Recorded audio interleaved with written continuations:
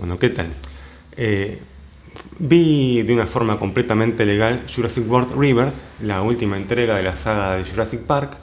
La vi con el único fin de hacer este video, pero como puse en el título, yo soy paleontólogo, así que quería charlar con ustedes, pero no de las actuaciones, ni del montaje, ni de, no sé, el CGI, sino de algunos aspectos científicos que sean abordados en la película. Es una excusa para hablar de otras cosas, de hablar de animales fósiles, de dinosaurios, de bichos voladores gigantes. También hay que aclarar que no voy a spoilear mucho, voy a comentar la trama en tanto me parezca importante para hablar de los animales. Sí voy a revelar, creo que todos los bichos que aparecen, hay cosas que nadie está diciendo. Y, pero no voy a contar el final ni ninguna de esas cosas. Creo que esto está bastante libre de spoilers. Esta es la séptima entrega ya de la saga de Jurassic Park. Empieza con Jurassic Park, que es la mejor peli del mundo. Sigue con El Mundo Perdido, que la fui a ver al cine, la disfruté, me gustó. Lo mismo Jurassic Park 3, ya no está tan buena. También fui a ver Jurassic World, ya no me gustó mucho y ahí me bajé. Es decir, yo no vi ni en el cine ni en ningún otro lado las dos últimas entregas de Jurassic World, que no me acuerdo ni cómo se llaman, pero sí vi clips y sí sé qué animales aparecen y sí sé cómo andan en cuanto al mundo que nos van presentando. Entiendo que esto tiene una continuidad con esas películas, pero bueno, las fui a ver igual, la pasé bien, me gustó, me aburrió al principio, creo que es algo que comentan muchos, vi varias críticas antes de hacer esto y la mayoría se aburren al principio, los primeros 20 minutos, donde se están comentando, se ponen al día en cuanto a sus tragedias personales y cosas así, y bueno, no, a mí me pareció un poquito forzado, pero no importa. La cosa es que me gustó, la verdad es que la pasé bien, me entretuvo, me gustaron los dinosaurios, no son totalmente realistas, pero no es importante. Eh, en principio, lo que menos me gustó, por mucho, fue el principio de la película y el planteo general, que nos dicen que ahora los dinosaurios están muriendo por alguna razón en todo el mundo de golpe, no se adaptaron al clima. Me disgustó, no solamente me parece vago científicamente, es decir, los dinosaurios sobrevivieron a lo largo de 180 millones de años. Además, la película nos presenta criaturas que estuvieron más allá de la era de los dinosaurios, que después lo vamos a charlar un poco. En esos 180 millones de años y a lo largo de todo el mundo había una variedad de climas, no era todo un Ecuador gigante como para que tengan que sobrevivir sí o sí en 3 islitas alrededor de Puerto Rico. Así que me pareció vago, hay una heterogeneidad de animales, las aves son dinosaurios, sabemos que las aves son dinosaurios, ¿no? Si no lo sabemos me lo comentan, me lo ponen en los comentarios y lo charlamos. Pero bueno, las aves son dinosaurios y si bien las aves han evolucionado a lo largo del cambio climático para adaptarse a todos los climas, la verdad es que se han podido adaptar perfectamente a los climas de la actualidad. Y entonces me parece vago y raro que ningún dinosaurio de los que estaban ahí se haya podido adaptar ni mínimamente a cualquier clima que no sea el Ecuador. Me parece muy tirado de los pelos. Pero lo peor, no me molesta tanto eso, no me preocupa tanto el aspecto científico ni nada de eso, sino cómo eso traiciona a la saga en general. Es decir, no solamente veníamos de unas películas donde estaban los dinosaurios viviendo en la nieve lo más bien, sino que la idea principal atrás de Jurassic Park está planteada en la frase de Ian Malcolm en la primera película de que la vida se abre camino. Y ahora esta película nos indica que la vida, bueno, no se abre tanto camino, sino que hasta ahí, sino que andando se acomodan los melones y no se abrió camino a la vida. Así que eso me pareció una lástima, la verdad me pareció mal llevado adelante. Eh, bueno, la premisa entonces de este mundo ya me disgustó, no me gustó. Entonces, en esta película se están extinguiendo los dinosaurios, solo sobreviven en algunas islitas, vemos un diplodocus que se está muriendo, está pasando un camión gigante acá también, y un pope de una farmacéutica la contrata a Scarlett Johansson para que vaya con un paleontólogo a buscar 3 especies que son las 3 más grandes de agua, de tierra y de aire, por alguna razón de Pokémon, no sé por qué, cuyos corazones supuestamente son los más grandes. También. Yo entiendo que esto no tiene que ser un cuento de Arthur C. Clarke, que no tiene que ser algo con una premisa científica súper específica, súper clara, pero tiene que tener algún tipo, no sé, me pareció muy vago, muy tirado de los pelos, muy hecho así nomás, sin amor, eso me pareció que estaba hecho sin amor, que dijeron, bueno, a ver qué podemos hacer esto. Eh, Hay algo interesante en esa idea de que las criaturas que existen y las que se extinguen y las que se extinguieron tienen características que nos pueden ayudar a la medicina, porque la idea es ir a buscar ir a buscar la sangre de esos animales para prevenir enfermedades cardíacas, porque tienen un corazón grande y entonces seguramente han tenido un corazón muy sano que les permitió tener una vida muy longeva, y bueno, por eso lo van a buscar. No se entiende por qué no sirve el corazón de una ballena, por ejemplo, que es más grande que el de cualquiera de esos animales. No se entiende por qué inclusive entre los mismos dinosaurios no sirve el del Diplodocus, que se murió hacía 2 escenas y que estaba en plena Nueva York y que no había que irse hasta Surinam o una islita de no sé dónde a buscarlo. Bueno, discutible, pero termina dando lugar a la aventura, y la aventura está buena, así que se vamos a perdonar. Un poquito técnico quizás estas cuestiones científicas que están en el medio. Ninguna farmacéutica habría de financiar una investigación que está en la idea recién, que está en un proyecto. En general, las instituciones privadas, las empresas privadas lo que hacen es financiar investigaciones que están muy cerca de ser un desarrollo que les pueda dar dinero, que les pueda generar ganancias, que sea rentable. Pero bueno, eso es una pavada. En general eso lo financian las universidades, alguna agencia estatal, esas cosas. No importa. Otra cuestión técnica, que tampoco importa y que se viene arrastrando de la primera película, es esta idea del ADN como una especie de juguito, porque lo que tienen que sacar es el ADN de esos animales. Y el ADN en realidad es una secuencia, o sea, se almacena como una secuencia en un archivo de texto. Es decir, el ADN es una doble hélice.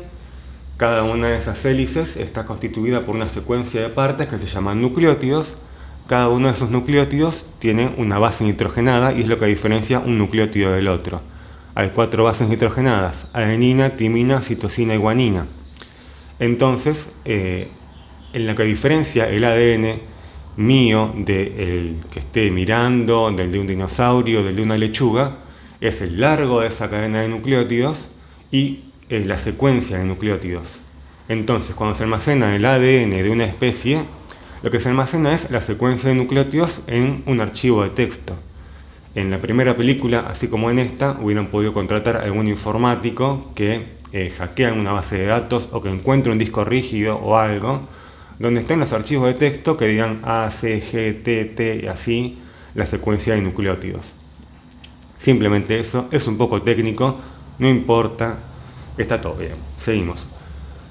Lo que es feo de esa escena es que están ya con el paleontólogo, o sea, están Scarlett Johansson, la farmacéutica, Scarlett Johansson es una mercenaria, y un paleontólogo. Están en un museo con esqueletos bastante feos. El tiranosaurio, por ejemplo, le falta la buena parte de la pelvis, el pubis, el isquion, la gastralia. El Quetzalcoatlus se ve horrendo. Bueno, no sé, a mí no me gustaron para nada los esqueletos. Los cuernos del Triceratops están como puntiagudos para arriba, como si los hubieran estirado. Me pareció tampoco, no me gustó, qué sé yo. Pero lo peor es que el paleontólogo dice un dinosaurio acuático, un dinosaurio de aire y un dinosaurio de tierra. Ningún paleontólogo diría eso.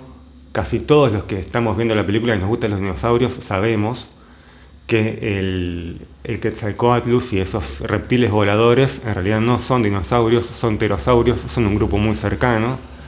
También el mosasaurio, que es el que llaman dinosaurio acuático, es en realidad un reptil acuático más cercano a las serpientes o a los lagartos, es decir, es un escamado, y no era un dinosaurio.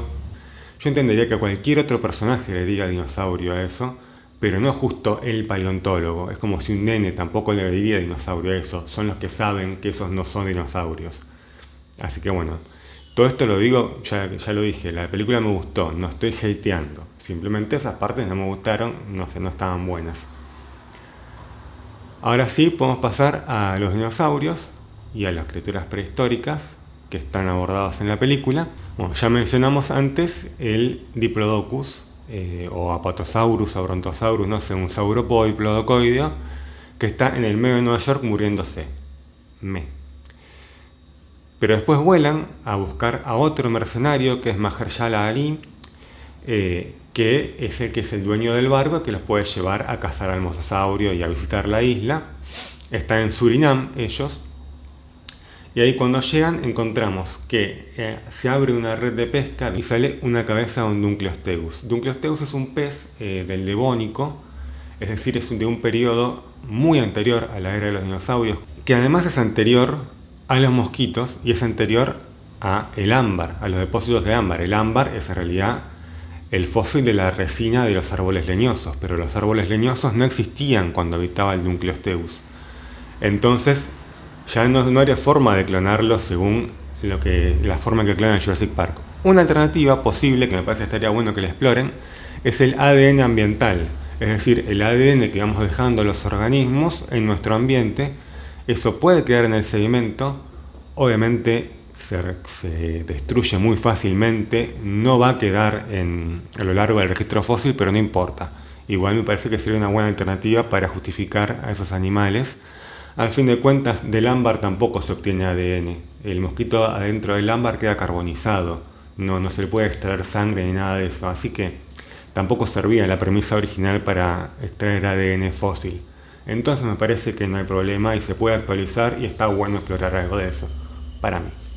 Pero me gustó que estuviera el Dunkleosteus, me pareció que estaba muy bien hecho, me pareció que me hubiera gustado verlo vivo. Espero que en las próximas entregas veamos al Dunkleosteus vivo cazando, que sea una amenaza. Es un bicho de lo más interesante. Después entran al bar a hablar con Mahershala y hay un pterodáctilo miniatura, muy chiquitito. Es muy parecido al pteranodon. Los pteranodos, todos los que tenían crestas, son los más grandes. En realidad no había ninguno tan chiquitito. Además de ese grupo, que son los de cola corta, que se llaman pterodactiloideos, son en general los grandes. Los chiquititos son el otro gran grupo de pterosaurios, que se llaman ranforrincoideos, del que va a aparecer uno en la película también. Así que bueno, raro esto del pterosaurio miniatura. Hay un tema después, ya lo voy a tratar, el tema de los híbridos y las modificaciones, que tampoco me gustó. Sí me gustó que apareciera, que esto no lo está diciendo nadie, que las quijadas del tiburón megalodón, más propiamente hablando Todus megalodon o Carcarocles megalodon, que se refieren que inclusive uno de los personajes, uno de los otros mercenarios, tiene uno vivo. Así que espero que en las próximas entregas tengamos al megalodon. Hay otra película con el megalodon que tiene como protagonista Jason Statham, tampoco la vi. Pero bueno, hay que ver si es parte del mismo universo, no, qué sé yo, capaz que pueden hacer algo juntos, un crossover. ¿Qué más? El tema del mosasaurio. Aparece un mosasaurio, tienen que ir a buscar al mosasaurio, van en el barquito de Duncan, de Mahershala.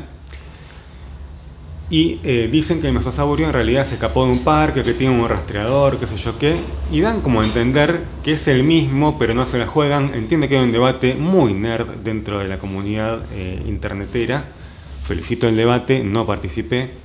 Pero resultaría que no es el mismo, aunque en la película parecieran decirte que es el mismo. Me hubiera gustado que sea el mismo, porque el modelo de mosasaurio está muy actualizado, está muy mejorado. El otro tenía escamas como de cocodrilo, cuando, como dijimos recién, es más pariente de las lagartijas y de las serpientes. Tendría que tener otro tipo de escamas. Me gustó muchísimo más este modelo. Es demasiado grande, sigue siendo demasiado grande, pero está todo bien. Me hubiera gustado hacer el mismo. Y después aparecen unos espinosaurios. Toda esa escena con el mosasaurio y los espinosaurios me pareció de lo mejor de la película. Además es cuando se mueren un par de personajes, es lindo. Los espinosaurios también están muy actualizados respecto de la visión de Jurassic Park 3. Son ahora mucho más anfibios. Quizás son demasiado acuáticos, pero bueno, este es un debate dentro de la comunidad científica. Igual me encantó cómo los actualizaron. Y ahí es donde entra el tema de los híbridos y de las modificaciones genéticas, que es que no se entiende si se la están jugando y están diciendo, bueno, lo actualizamos a cómo es la visión actual de estas especies, o si en realidad son híbridos. Me parece una justificación tibia que permite cualquiera de esas cosas, ¿no? En Jurassic Park 3, cuando Alan tiene ese sueño tan famoso en el avión antes de ver a los dinosaurios, él ve a un velociraptor en el sueño, que es un velociraptor de Jurassic Park 3, que es con esas plumitas en la cabeza, qué sé yo qué, que es un esfuerzo para mantener la coherencia dentro de Jurassic Park, dentro de las distintas películas, y a la vez actualizar el modelo a una visión más moderna de los dinosaurios, es decir, con plumas. A mí me pareció un esfuerzo valioso. También me hubiera gustado que actualizaran el mosasaurio a un modelo mejor y nos digan que es el mismo y chau. Para mí deberían hacer eso, actualizarlo y listo, y no justificar el tema de los híbridos, porque no se entiende entonces si estos espinosaurios en realidad son híbridos, en realidad mejoraron la técnica, en realidad el otro era un híbrido. Me parece que no hace falta, que ensucia, que enreda todo. Me parece que el error de continuidad no es tan problemático como la diferencia en tanto el espíritu, que ya viene de la primera película de presentarnos dinosaurios. Recordemos que Alan Grant y la doctora Sattler, cuando están en la primera película, van como descubriendo cosas de los dinosaurios. Dicen, uy, estas criaturas no viven en pantanos, estas criaturas son de sangre caliente, andan en manadas. En la segunda descubren que cuidan a las crías, que son en realidad cosas que ya son la hipótesis más fuerte dentro de la comunidad paleontológica. Pero es lindo ver que en realidad nos están mostrando dinosaurios de verdad, ¿no? Es el chiste de Jurassic Park, es el chiste de toda esta saga. Decir, miren lo que es el cine, que puede revivir a los dinosaurios. Y si se corta eso y dice, no, estos son monstruos, entonces me da lástima. Después tenemos la Kilops, que es esta criaturita al que le ponen Dolores, nombre raro, capaz que le podrían poner otro nombre, como un diminutivo, un Loli, Dolly, no sé. Pero bueno, me gustó. Creo que está muy ceratópsido respecto a lo que se reconstruye generalmente la especie original, que no tiene tanto el collarín ese ni el cuernito, pero bueno, era lindo, una nueva especie, bienvenida. Después llega la parte de los titanosaurios, estos saurópodos gigantes. Esta me pareció la mejor parte, la más parecida a un trabajo de campo, al espíritu de un trabajo de campo, que es ir a un lugar lindo, hacer el trabajo, ensuciarse, ver a estas criaturas magníficas, en este caso dinosaurios, y toda la parte emocionante estuvo concentrada acá, me gustó. El tema de los titanosaurios, yendo a la parte más científica, es que hay dos grupos de grandes saurópodos. Uno es Diplodocoidea y el otro es Macronaria. Los titanosaurios pertenecen a Macronaria y son los que tienen la cola relativamente corta, es decir, estas colas de látigo tan largas no están en esta especie, no están en este grupo. Si las encontraríamos en el otro grupo, podrían haber puesto, por ejemplo, a un Diplodocus, a un Supersaurus, que es un animal bien grande y que también tiene la cola larga y de látigo, y ahí podrían haber jugado con eso. Si noté que en este grupo Macronaria tiene el tabique nasal elevado y grande, y esto lo completaron con un tegumento en el cráneo, una especie como de bóveda arriba de la nariz. Ya apareció otro Macronaria en la saga, que es el Brachiosaurus de la primera película, donde tenía simplemente el hueso reconstruido con piel y no habían hecho este anexo tegumentario. Así que hicieron esta actualización del modelo. Me gustó, me pareció interesante. Bienvenida sea. Después viene el Quetzalcoatlus. El Quetzalcoatlus me pareció el peor de los modelos, la peor de las reconstrucciones. Las reconstrucciones de las otras películas de Jurassic World me parecieron mucho más lindas, mucho más cercanas al original. Esta tenía el pico muy raro, podría haber sido otra especie tranquilamente, no sé por qué quisieron que sea Quetzalcoatlus. No me pareció inclusive fuera tan grande como las otras reconstrucciones, que quizás eran un poco exageradas, pero eran más fieles en cuanto a la forma del original.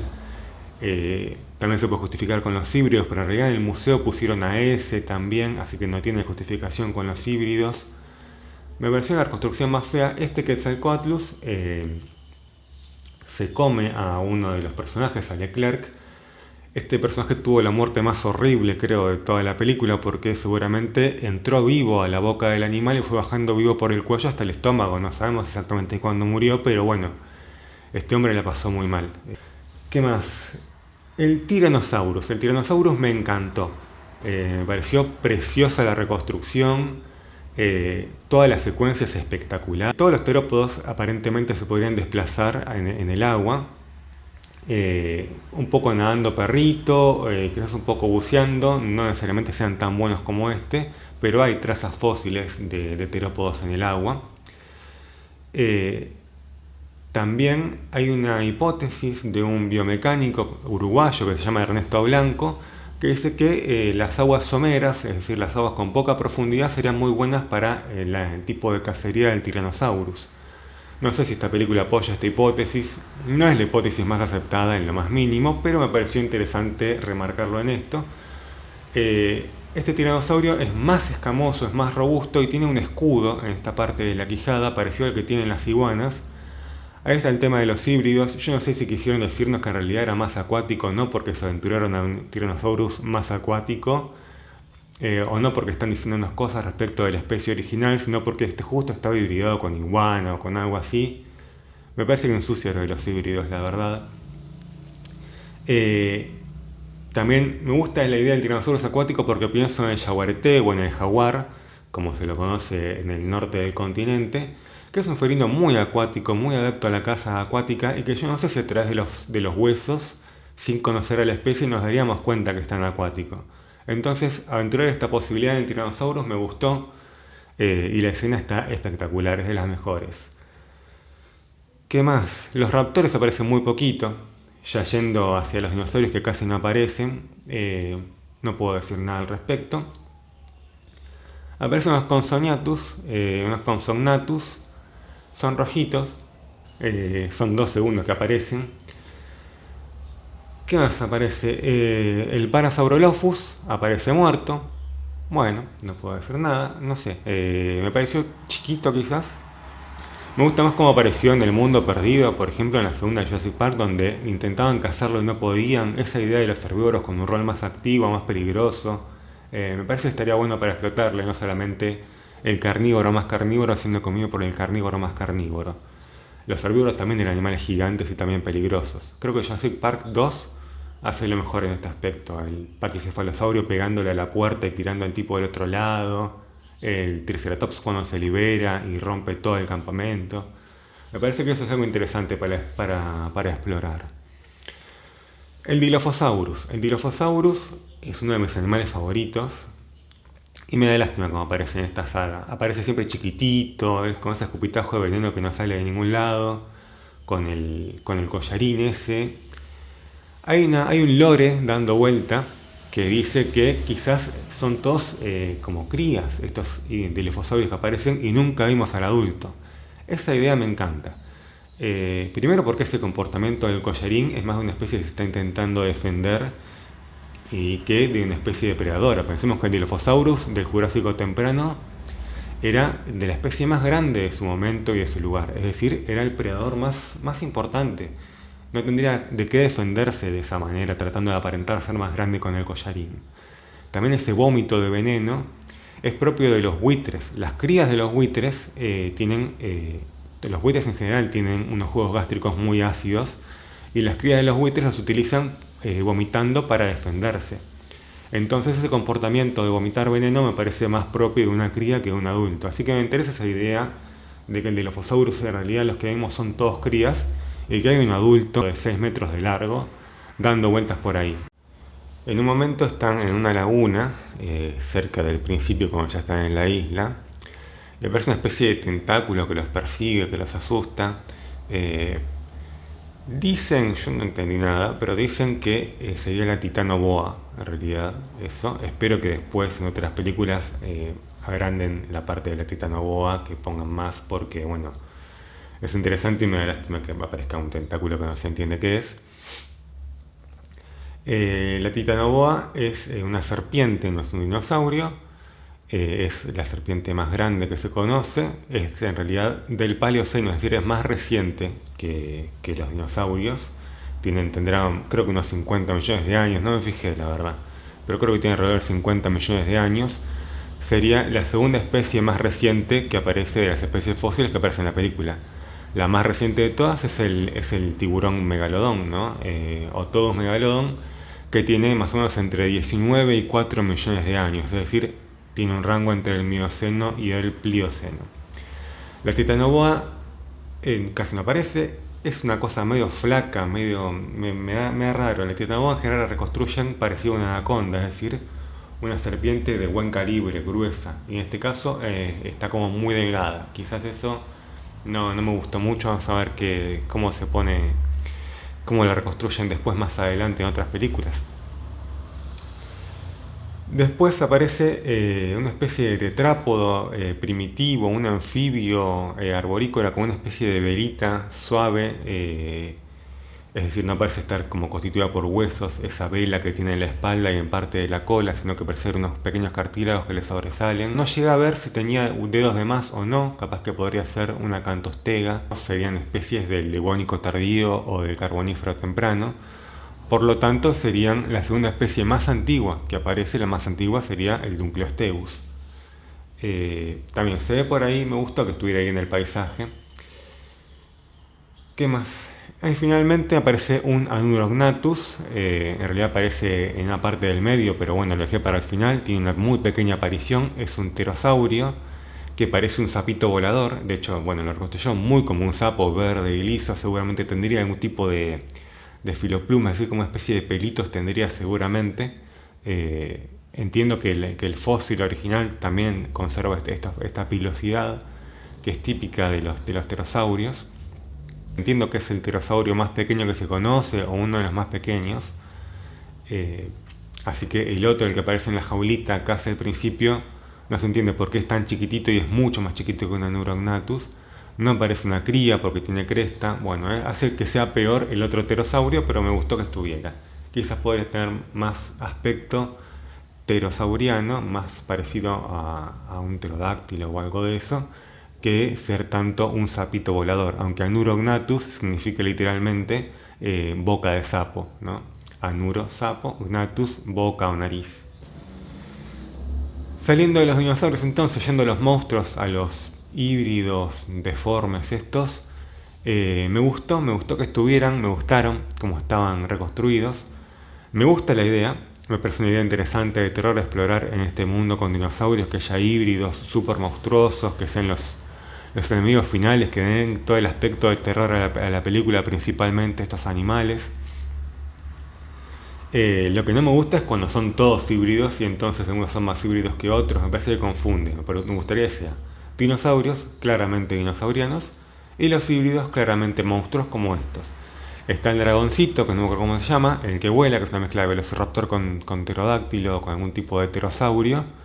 Está bueno, tiene buenas escenas, una copia de la escena de la cocina de los velociraptores de Jurassic Park 1, o un homenaje, como quieran decirle.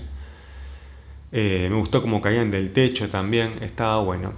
Y finalmente el malo principal, el de Distortus Rex, que era bastante horrendo, bastante terrorífico. Tiene una especie como de ampolla en la cabeza que parece que le va a explotar en cualquier momento. Parece un bicho que la pasa mal. Se come un helicóptero. Es realmente muy todo este más tiempo verlo un poco más en toda su gloria. Entiendo las referencias a otras criaturas como el xenomorfo o al rancor.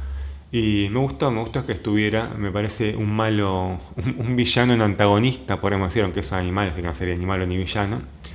Un antagonista de esta ficción interesante, espero que en las próximas películas lo veamos un poco más y, y tengamos otros híbridos inclusive para conocer, siempre y cuando mantengamos esta idea de dinosaurios, sí, híbridos también. Así que bueno, esas son mis observaciones respecto de la peli. Como dije, me gustó, no quiero hatearlo, no soy de los que van al cine y dicen, no, esto está mal. No me parece que eso valga la pena. No me parece que una película también tenga que justificarse mucho científicamente, ni siquiera justificarse mucho en cuanto a la continuidad.